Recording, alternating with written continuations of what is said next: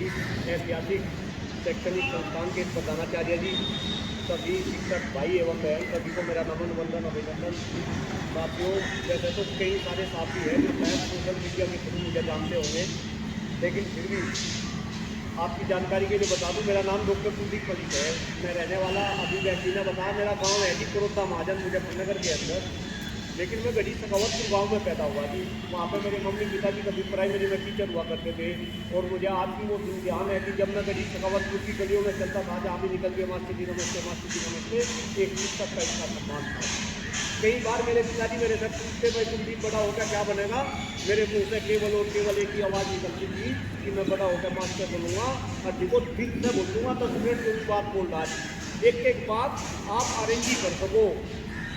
मेरे पिताजी क्या, पहले जो पिताजी थे वे खड़ूस टाइप के पिताजी थे, और खास तौर से हमारी कम्युनिटी में इस बात पे कई बार मेरी पिटाई करते थे, और मेरे पिताजी मुझे जो कहते थे कि भाई तुझे मास्टर नहीं, हम तुझे इंजीनियर बनाओगे, जबकि मुझे इंजीनियर का पता नहीं था कि क्या इंजीनियर होता है।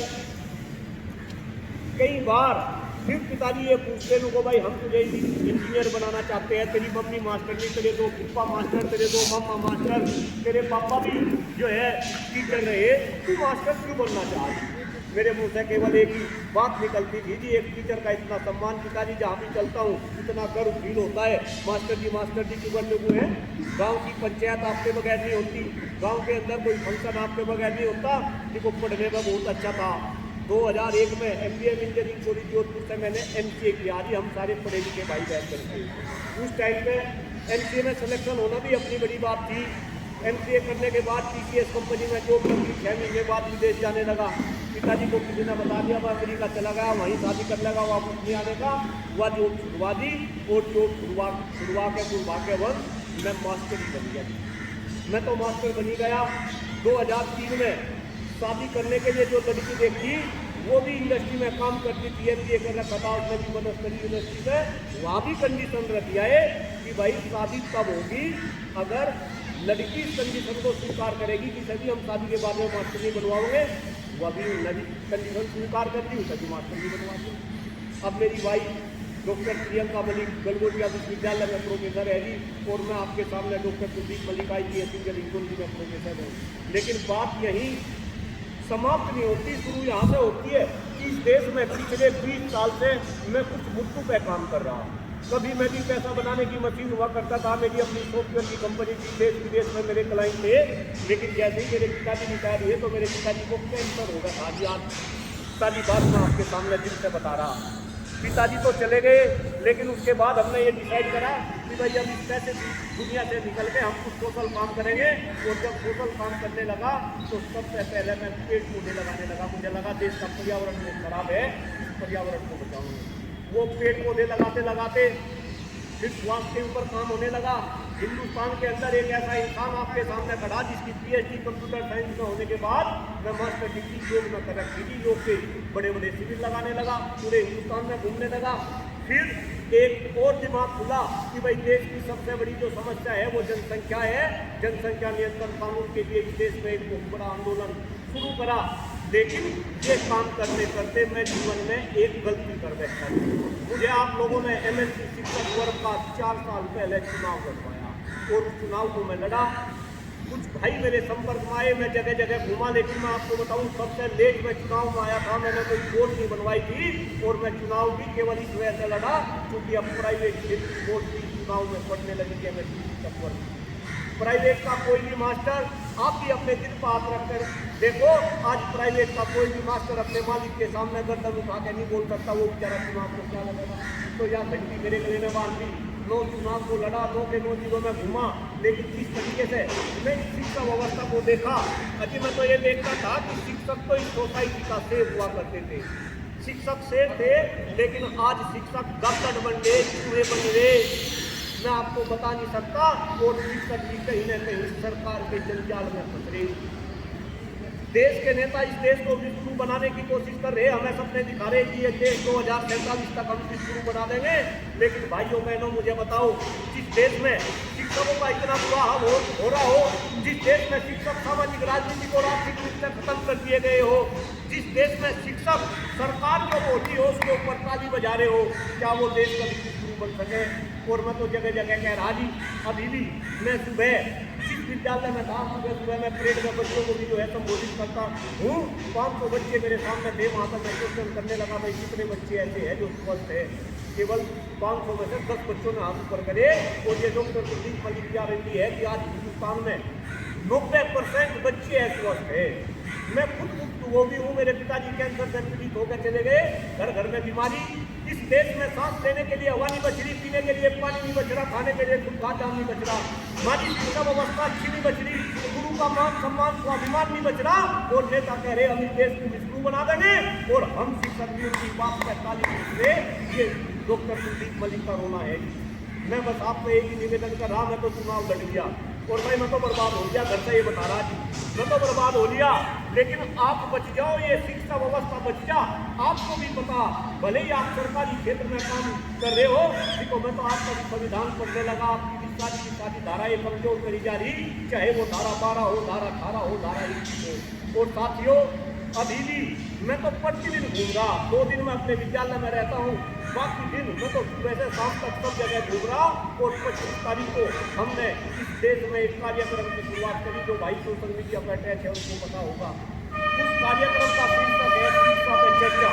क्योंकि मुझे पता, आपको भी पता, इस देश में हर बिंदु पे चर्चा हो रही, जाति पे चर्चा, धर्म पे चर्चा, संप्रदाय पे चर्चा, मंदिर पे चर्चा, मस्जिद पे चर्चा, चाय पे चर्चा, ATM पे चर्चा, लेकिन जो सबसे महत्वपूर्ण विषय इस देश के अंदर है वो जो शिक्षा व्यवस्था है उस पर कोई चर्चा करता नहीं।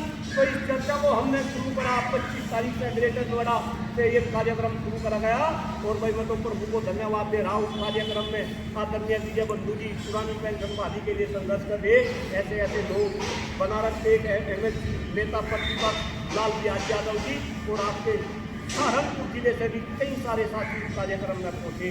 भाई मैं आपसे निवेदन कर रहा जी, कोई शिक्षा पे चर्चा के कार्यक्रम को आगे बढ़ाओ। आप शिक्षकों की बात करो, अभिभावकों की बात करो, इस देश की शिक्षा व्यवस्था की बात करो। जब मैं शिक्षा व्यवस्था के बारे में सोचता हूँ साथियों, जरा सोचो, जैसे ही आज माँ के पेट से बच्चा निकलता है उसका फ्यूचर डिसाइड हो जाएगा, वो सरकारी विद्यालय में पढ़ेगा या प्राइवेट में पढ़ेगा। अगर बच्चा गरीब का है वो सरकारी विद्यालय में पढ़ेगा, वो जो है सरकारी खिचड़ी खाएगा। अगर अमीर का बच्चा है वो प्राइवेट विद्यालय में पढ़ेगा, AC बस में वो जाएगा, AC क्लासरूम में बैठेगा। और जब दोनों विद्यालय, दोनों बच्चे कंपटीशन के लिए आएंगे तो हमारी सरकार करेगी पेपर लीक। इस देश में 40-40 लाख रुपए में नीट के पेपर लिखेंगे, यानी इस देश में फर्जी डॉक्टर बनेंगे, फर्जी इंजीनियर बनेंगे, फर्जी ब्यूरोक्रेट बनेंगे। इन फैक्ट आपको पता होगा कि फर्जी ब्यूरोक्रेट बनने भी इस देश में शुरू होंगे। उनका बोलता होगी अलग अलग मंचों से सभी लोग सुनते होंगे। ओम बिरला जी की लड़की जो कौन है लोकसभा के स्पीकर, उनकी लड़की ब्यूरोक्रेट बन गई है। किसी भाई में हिम्मत जो डॉक्टर कुलदीप मलिक की तरीके से बोलता हो और अपनी आवाज़ को उठाता हो। और मुझे भी ये कहा जा रहा कि भाई पता नहीं ये कैसे बोल रहा। भाई मैं आपसे निवेदन कर रहा, डरो ना, इस देश में लोकतंत्र है। अगर शिक्षक डर गया, अगर शिक्षक खामोश हो गया तो ये देश बर्बाद हो जाएगा। ये देश, आप आज़ादी से पहले की बात करो, जितने आंदोलन हुए, शिक्षकों की कितनी बड़ी भूमिका। आज़ादी के बाद आप राजनीति में देखो। मैं तो इमरजेंसी की बात बताना चाहिए, मैं पढ़ रहा था, इमरजेंसी के अंदर जेल में जाने वाले सबसे ज़्यादा लोग शिक्षक थे। इस देश की राजनीति शिक्षकों के इर्द गिर्द घूमती थी, अलग अलग पार्टी में शिक्षक राजनीति करते थे। इस देश में ऐसा समय भी था जब देश के प्रधानमंत्री और देश के राष्ट्रपति दोनों शिक्षक थे। मैं प्रणब मुखर्जी, मनमोहन सिंह की बात कर रहा। आज शिक्षक की क्या औकात, आपके हाथ में ये 5-7 विधान परिषद की सीट थी, आप इन सीटों को भी गवा बैठे। आने वाले टाइम में मैं फिर कह रहा, भाई मैं तो चुनाव लड़ूंगा या नहीं लड़ूंगा, मैं सीख लिया चुनाव तो लड़ा नहीं जाता, चुनाव तो लड़वाया जाए। तो भले ही मैं चुनाव लड़ूँ ना लड़ूँ, आप एक अच्छे प्रतिनिधि को चुन के आप आगे बढ़ाए। जब तक अच्छे प्रतिनिधि राजनीति में नहीं आएंगे, भाई आपका ऐसे ही शोषण होता रहेगा। मैंने कुछ गलत बोला हो भाई, उसके लिए मैं क्षमा प्रार्थी हूँ।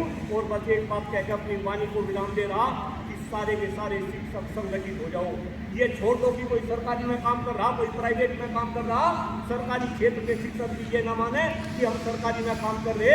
आने वाले समय में अभी पियोन संविदा पर रखे जाने लगे, आगे बाबू संविदा पर रखे जाएंगे, और वो दिन दूर नहीं जब इस देश में शिक्षक भी संविदा पर रखे जाएंगे।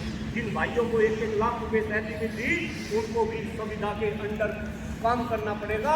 ये डॉक्टर कुलदीप मलिक की गारंटी है। आप हो, आपके भी अलग अलग संगठन है, अपने नेताओं से बात करो। ऐसा नहीं कि जो भी आया उसे ही चंदा दे दिया, भाई कम से कम पूछे तो। देखो जी, बस एक बात कह के मैं अपनी वाणी को रोक रहा। मेरे पिताजी पेंशन से पीड़ित होकर चले गए। पिताजी की पेंशन 40% पेंशन भी मम्मी को मिलने लगी, जबकि मम्मी को अलग पेंशन मिल रही थी। आप देखो कि कैसी हाँ व्यवस्था, मम्मी को पेंशन मिल रही 40% पेंशन और पिताजी की। मम्मी को 67,000 रुपये मिलते थे। 1 साल पहले मेरी मम्मी भी चली गई। बहुत ही आज्ञाकारी पुत्र अपनी मम्मी का भगवान हर जन्म में मुझे उसकी माँ की कोख से जो है जन्म देने का अवसर मिले। लेकिन कई बार मेरी मम्मी कहती थी, ओ कुलदीप कमरे में आ जा, चला गया। भाई अपनी बहू को भी बुला, दोनों चले गए। मेरी माता जी मुझे कहती थी, तुमको ये मत मानना कि सेवा कम कर रहे, सेवा तो ये 67,000 रुपये करा रहे, जिसके माथे में मारूंगी वो ही सेवा करेगा। मैं कहता था मगर मम्मी तेरी तो सेवा ये करा रहे, आने वाले टाइम में भारी सेवा कौन करेगा। तो पुरानी पेंशन वाली ये नेता आपको तो मलाई मारे हैं और हमें सपरेटा दूध दे और हम इन्हें वोट दें, हम इन्हें विधान परिषद में भेजें, इन्हें लोकसभा में भेजें, इन्हें विधान परिषद में भेजें और हम ये कहें कि हम देश को विश्व बनाओगे और हम गुरु होकर तालीम बजावे। भाई ये काम करना बंद कर दो, अपनी आवाज़ को उठाओ, सशक्त बनो और ये गद्दर और चूहा जो हमें बना रखा इससे बाहर निकाल के दोबारा आप सोसाइटी के शेर बनो।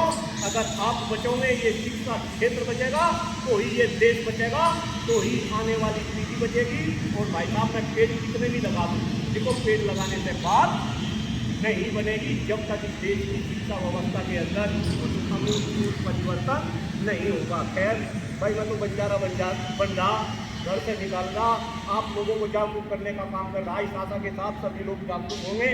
मैं कहीं गलत हूँ तो मेरा मार्गदर्शन करेंगे साथी व्हाट्सएप के ग्रुप में जुड़े। तो भाई साहब आपको भी ग्रुप का एडमिन बना दूँगा, सारे भाइयों को जोड़ दियो, है ना। मैंने कुछ गलत कहा हो मैं क्षमा प्रार्थी हूँ। आप मुझे बताना चाह रहे थे, मुझे आपके सामने बोलने का मौका दिया। मैं डॉक्टर साहब आपका भी हल्के की गहराई से नमन करना, अभिनंदन करना। आप सभी का और जरा सोचो, सरकारी क्षेत्र वाले सोचो कि जो प्राइवेट में 68,000 रुपये में मास्टर काम कर रहे, भाई बीवी बच्चे तो उनके लिए है, बीवी बच्चे तो उनके लिए है। ये सरकार वही है जो पिछले दिन में ये कह रही थी कि हम जो है इनका मानदेय बढ़ा के 25-25, 50-50 हज़ार करेंगे। 1-1 हज़ार रुपये मानदेय देना शुरू करा था, पिछले 7 साल हो गए वो मानदेय भी उन्होंने बंद कर दिया। ये हमें हिंदू मुस्लिम जाति धर्म संप्रदाय के चक्कर में उलझाते रहेंगे और जो असली मुद्दे राजनीति में होने चाहिए, शिक्षा का, स्वास्थ्य का, बेरोजगारी का, वो सारे के सारे मुद्दे ये साइडलाइन करते रहेंगे। मैंने कुछ गलत बोला, एक बात मैं क्षमा प्रार्थी। अदरवाइज जय हिंद, जय भारत, जय शिक्षक समाज को धन्यवाद। Thank you.